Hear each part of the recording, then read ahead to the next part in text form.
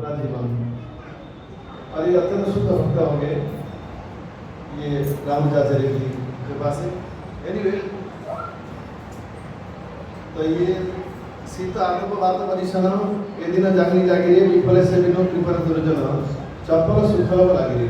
चपल सुखल मतलब ये सांसारिक जो सुख है वो कह रहे हैं चपल चपल चपला समझते हैं। चपला चपला चमक के बिजली चमकती है आकाश में कितने समय के लिए? एक झलक, एक क्षण जाए, लेकिन बहुत सुंदर हम बहुत प्रकाशित है उसी। और कितना समय के लिए? एक सेकंड या दो सेकंड। उसी तरह आपके सांसारिक सुख जो है ये चपल सुख है, थोड़े समय के लिए आएगा फिर चला जाएगा, अधिक समय नहीं टिकेगा, चाहे कितना भी कमाओ जो भी करो।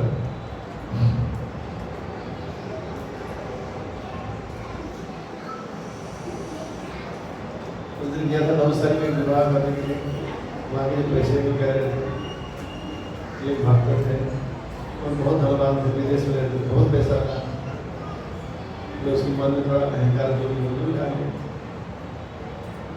कुछ दिन बाद उसके बाद उसकी लड़की तो उसको ऐसी बीमार हुई, पूरा सारा धन दौलत खत्म हो गया। उसको भी चंदा इकट्ठा करना पड़ता है, यहाँ मानना पड़ता है, उसको साथ फैलाना पड़ता है, चंदा इकट्ठा लगे है तो बच्चे बचाने के लिए करोड़ों रुपया चाहिए, बहुत पैसा चाहिए, 5 रुपया चाहिए बचाने के लिए, सारा पैसा खत्म हो जाता है।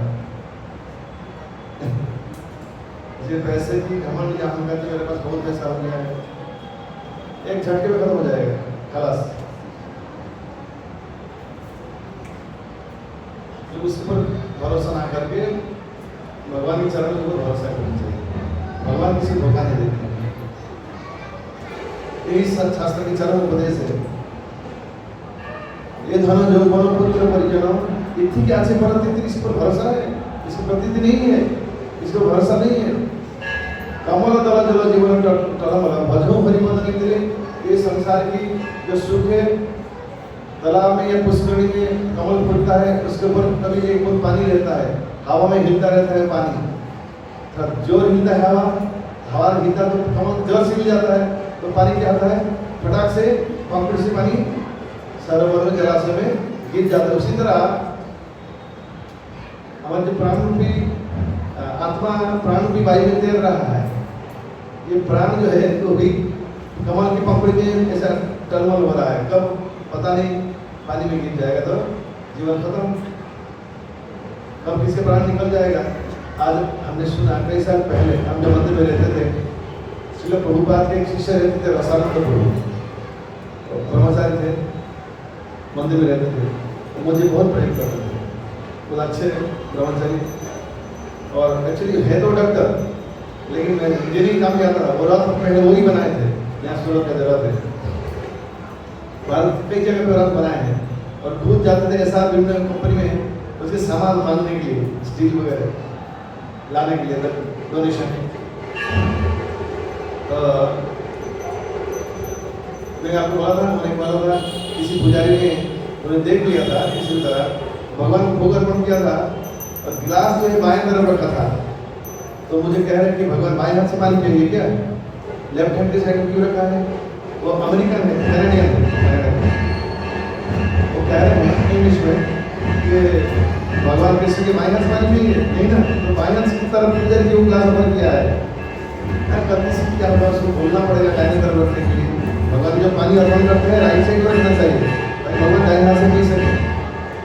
हमें भी इसी तरह बाएं हाथ से कोई वस्तु पीना नहीं चाहिए। आज सुबह मैंने देखा था कई लोग बाएं हाथ से पी रहे थे छाछ और सलाद, लेकिन वो नए लोग थे, मैं कुछ बोला नहीं, नए लोग इतना अचानक बोलने से वो लोग घबरा जाते हैं, थोड़ा सोच समझ के बोलना। एक पुराने लोग इसको ध्यान रखना चाहिए कि हमें बाएं हाथ से प्रसाद या जल जो है पान नहीं करना चाहिए। जगन्नाथपुरी के राजा बाएं हाथ से भगवान की प्रसाद भूल गया था, तो उसने खुद दंडित किया था, हाथ कटवाए थे, ये अपराध है बाएं हाथ से जल या कुछ भी वस्तु पान करना। ये धन जो पर पुत्र परिजन इति मंत्री कमल द्वारा जल जल भोजन करते श्रवण कीर्तन स्मरण वंदन पाद श्रवण दास है।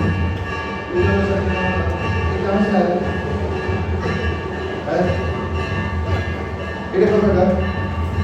রাস্তাতে যাচ্ছে আচ্ছা, রাস্তা দিয়ে যাচ্ছে। রানিং যাচ্ছে। আচ্ছা। শ্রবণ কীর্তন স্মরণ বন্দন পাদ সেবন দাসে উজ্জ্বল সখীজন आत्मनिवेदन गोविंद दास अभिलाष है। गोविंद दास महान वैष्णव है। इस भजन के रचयिता वो कह रहे हैं कि भगवान कथा श्रवण की नवदा भक्ति 9 प्रकार से भगवान की भक्ति होती है। भगवान कथा श्रवण करना, भगवान कथा उच्चारण करना, बोलना, ये गाना कीर्तन कहते हैं उसको। कीर्तन का शब्द अर्थ है कि सुर से गाना, ऐसा नहीं है। कीर्तन शब्द अर्थ है बोलना, उच्चारण करना, एक्सप्रेशन, वक्तव्य प्रकाश करना, उसको कीर्तन कहते हैं। जिस श्रीमद् भागवतम का कीर्तन किया कौन? सुखदेव गोस्वामी, और श्रवण किया परीक्षित महाराज, साथ में और मुनि ऋषि।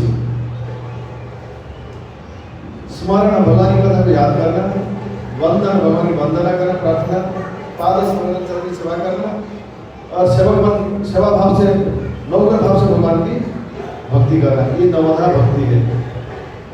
इसकी आशा कौन रखना है? गोविंद दास। ऐसा भजन का अर्थ है। हरे कृष्ण कृष्ण कृष्ण हरे हरे, हरे राम हरे राम, राम राम।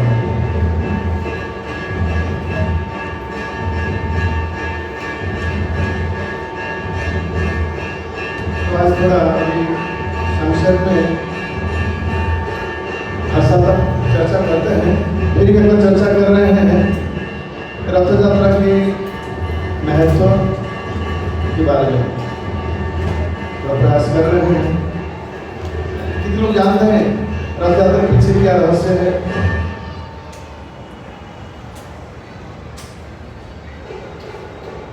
कई सारे कारण है, उसमें से एक कारण हम चर्चा करेंगे। एक तो जगन्नाथ नाटक आपने देखा होगा, भगवान विष्णु ने कैसे गुंडीचा माँ को आशीर्वाद दिया कि हर साल रथ यात्रा होगा और मैं अपने मंदिर से निकलकर आपके घर पे आऊँगा और वहाँ से आप जागरण करूँगा। इसको गुंडीचा यात्रा, मेरे नाम पे तो रथ यात्रा होगा। और एक कारण है कि द्वापर युग की कथा है। एक समय जो ब्रह्म सरोवर, तो हरियाणा में हम गए थे कुरुक्षेत्र में। कुरुक्षेत्र में जो सरोवर है इसे ब्रह्म सरोवर कहते हैं।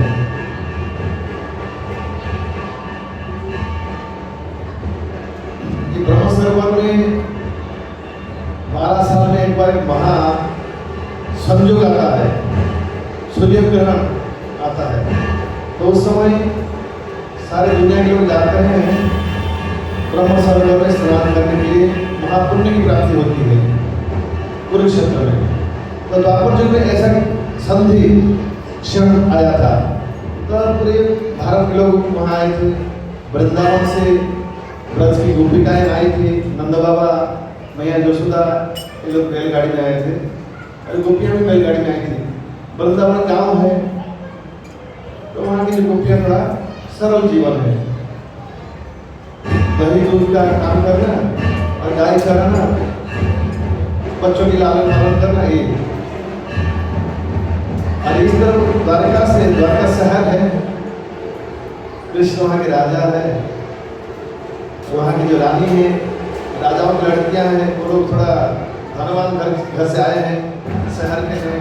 उनके जो कपड़े हैं, गहने हैं, वो चमकीले हैं और हाई फाई हैं। तो सब लोग आए हैं, वो लोग हाथी घोड़े, बैंड पार्टी, म्यूजिशियन, जब बड़े लोग चलते हैं तो ऐसा राजे के ठाट बाट से चलते हैं। ब्राह्मण लोग मंत्र उच्चारण करते होंगे, गायक लोग गाएंगे, नृत्य के बाद नृत्य करते हैं, बैंड पार्टी बजाते हैं। इस तरह जैसे कि रथ यात्रा चलता है, कैसे भगवान जगन्नाथ चलते हैं, कैसे तो राजा लोग कैसे चलते हैं, राजा लोग चलते हैं, राजा। तो इस तरह द्वारका से ये लोग आए हैं राजे के ठाट बाट से, राजे की पोशाक से, और वृंदावन से आए हैं गांव की पोशाक से, सरल।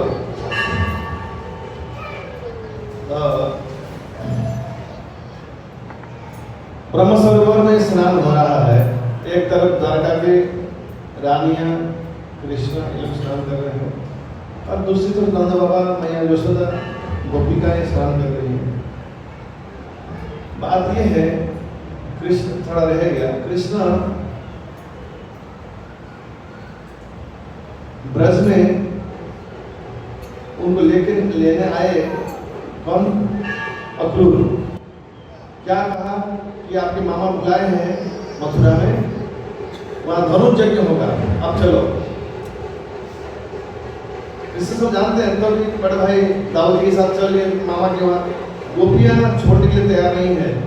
वो तो बहुत समझा, बहुत रोए, बोले आप मत जाइए, अब जाने आपके विरह में हम एक पल, हमको एक युग लगेगा, हम रह नहीं पाएंगे, अब ठहर जाए। लेकिन कृष्ण नहीं सुने। तो शास्त्र कहते हैं एक चरण गोपियां ने क्या, यंग लड़कियां हैं, तो उन्होंने क्या की, कोई तो पहिया के नीचे सो गई, बोले हमारे ऊपर से चले जाओ, कि पहिया में लटक गई, अब मत जाओ। इतनी लड़कियां रोके, लेकिन युवा कृष्ण रोके नहीं उनके रोकने से, वो मथुरा चले गए और वहां जाके कंस का वध किया।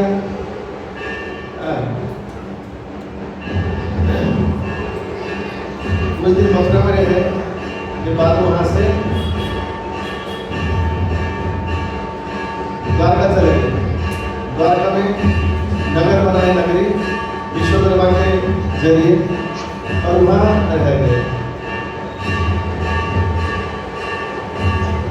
बहुत साल बीते, कृष्ण और लौटे नहीं। उन्होंने क्या कहकर आए थे ब्रज में कि आज जा रहा हूँ मेरी प्रिय गोपियां, हाँ मैं आज मामा के यहाँ जा रहा हूँ, कल मैं रुकूंगा, धनुष यज्ञ में भाग लूंगा, परसों लौट के आ जाऊंगा। आसी बोले गेलो काला से काले आगे तो बाकी, आसी बोले काला गेलो थुपुरे से काले तो बाकी।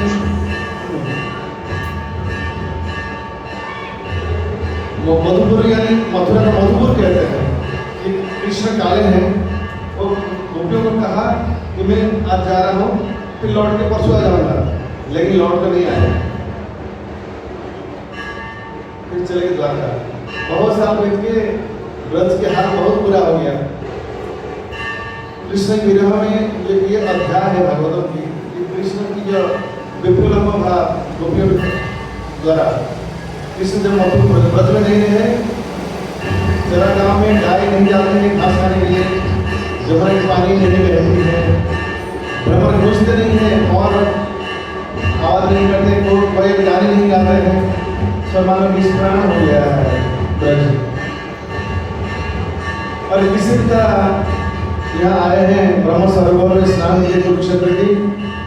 बहुत लंबे साल के बाद राधा रानी भी आई है, साथ में गोपियां भी आई है, और वहाँ कृष्ण उस तरफ स्नान कर रहे हैं, इस तरफ सभी गोपियां राधा रानी स्नान कर रहे हैं। बहुत साल के बाद राधा रानी ने देखा उनके श्याम सुंदर श्री कृष्ण कितने सालों के बाद दिखाई पड़ रहे हैं, लेकिन दिखाई तो दे रहे हैं, लेकिन पोशाक में बहुत अंतर है। राधा के वेश है, मुकुट पहने, मुकुट राजा के पोशाक है। जैसे लोग देखते हैं और स्नान छोड़कर यहाँ आ जाते हैं, स्नान के बाद यहाँ आ जाते हैं और आकर मिलते हैं, कृष्ण कहते हैं बहुत रोते हुए कि इतने साल आप भूल कर रह गए, लेकिन आप जो है ये क्या बना कर रखे अपने आप को, अभी मुकुट पहन कर निकल फेंको इसको, या खाली बहुत कुछ लगाओ और कुछ नहीं, और बार बार में धारण करो जैसे गाय चराने वाला लड़का होता है, और बांसुरी बजाओ, और जरूरी क्या है कि मणिमुंड का स्त्री का वन फूल माला, जंगल के फूल उगता है उससे माला पहनो, ये अच्छा नहीं लगता है, आपके नाम बनवा लेंगे। अब ये क्या इनकी सब मणिमुंड तक हार पहन के रखे हैं, निकालो। और फिर सभी गोपियां क्या करती है, एक रात में बिठाकर उसको खींचकर कुरुक्षेत्र से वृंदावन को ले जाने का प्रयास करते हैं। इसको रथ यात्रा कहते हैं। कुरुक्षेत्र से वृंदावन ले जाने की भावना है। या आप द्वारका ना देखकर द्वारका से लौटाकर हम द्वारका से आए हैं, द्वारका ना जाने कर वृंदावन ले जाना। तो रथ यात्रा जो है वहाँ जगन्नाथपुरी की जो मंदिर है, नीलाचल में जो मंदिर है, ये द्वारका की प्रतीक है, और जो गुंडीचा मंदिर है तो वृंदावन का प्रतीक है। तो भक्त की भावना है कि द्वारका से भगवान को, कृष्ण को वृंदावन की ओर ले जाना। और ये भावना है कि हमारे हृदय में वृंदावन की भांति है। जगन्नाथ जो कृष्ण अभिन्न कृष्ण है, उनको खींचकर पुनः अपने हृदय में, वृंदावन के हृदय में उनको स्थापित करना, ये रथ यात्रा के पीछे अंतर्निहित भावना है, विचार है। अच्छा, यह कुरुक्षेत्र में सभी रानियां, रुक्मिणी, सत्यभामा, जाम्बवती, लक्ष्मणा, शैव्या, भद्रा, मित्रविंदा, बहुत सारे रानियां हैं। ये लोग कहने लगी कि कृष्ण हमारे महल में रहते हैं, हमारे पास सोते हैं, और स्वप्न में कहते हैं धवली श्यामली हे राधे हे ललिते हे निशाते। ये क्या है रहस्य? अरे हम राजकन्या हैं, इतने सुंदर देखने से हल्के हैं, हमको स्वप्न में कभी नहीं आते हैं, इनको हम इनके सपने में कभी नहीं आते हैं। एक गाँव की लड़कियां हैं, क्या रखा है इनमें, इनको क्यों याद करते रहते हैं? इतने साल वही चलता रहता है, कभी भूलते नहीं है, उनके लिए रोते रहते हैं, हमारे पास होते हैं, लेकिन विरह में उनका मन वहां पड़ा रहता है ब्रज में। इसका रहस्य क्या है? तो माता रोहिणी तो पूछते हैं, वरिष्ठ है, तो रोहिणी माता कहती है ये अत्यंत गूढ़ तत्व है, हम चलते एकांत स्थान में चर्चा करेंगे, ये बताऊंगी ये ऐसा क्यों है। कृष्ण द्वारका में रहते हैं, तुम लोग के पास रहते हैं, लेकिन मन वहां वृंदावन में क्यों पड़ा रहता है? लेकिन एक बात है, ये बात जो कृष्ण बलराम नहीं सुनना चाहिए। और सुभद्रा को कहा तुम जो है द्वार पर चौकीदार में खड़े ना, अपने भाइयों को छोड़ना नहीं। तो ठीक है, मैं खड़ी रहूंगी, भाइयों को नहीं छोड़ूंगी। तो सुभद्रा खड़ी हो गई, और वहाँ पीछे अंदर हाल के अंदर कथा चालू हो गया। रुक्मिणी क्या रोहिणी माता कथा कर रही है, जैसे कृष्ण बाल्यकाल से मक्खन चोरी लीला, हजारों लाखों लीला प्रकट की है, ब्रजवासियों को कैसे प्रसन्न सुख दिया है,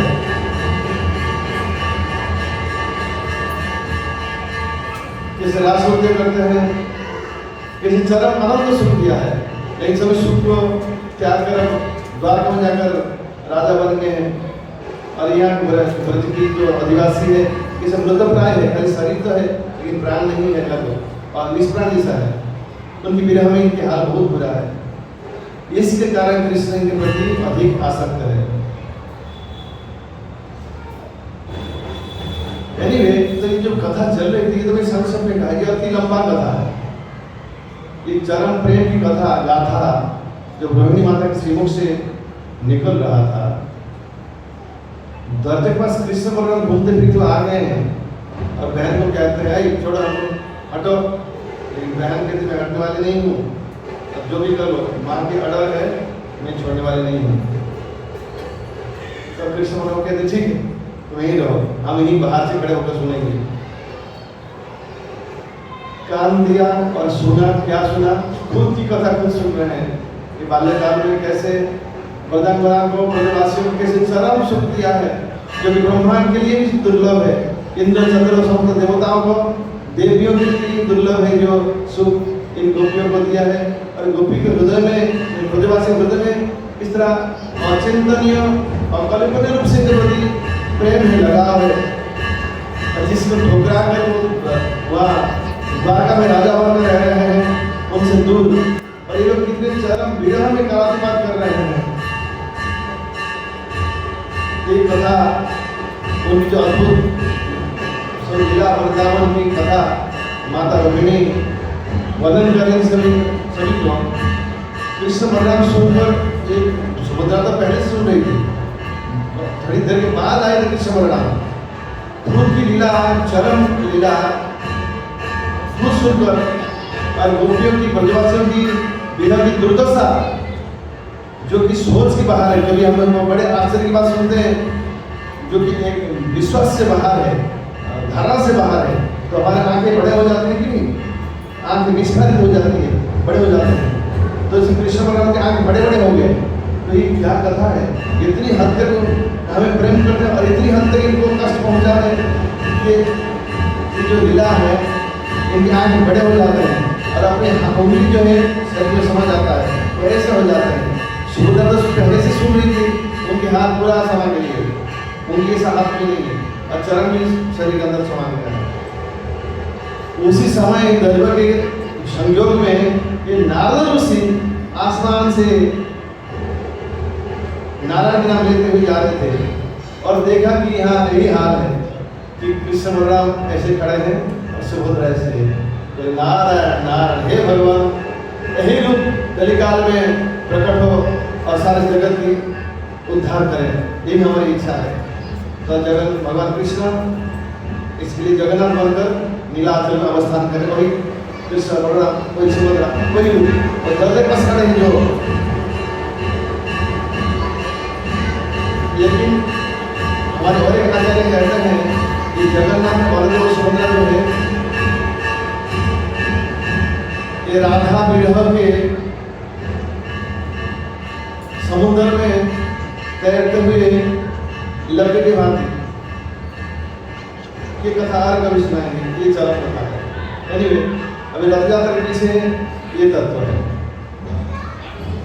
अब जगन्नाथ और सुभद्रा की जो रूप है उसके पीछे ऐसा रहस्य है।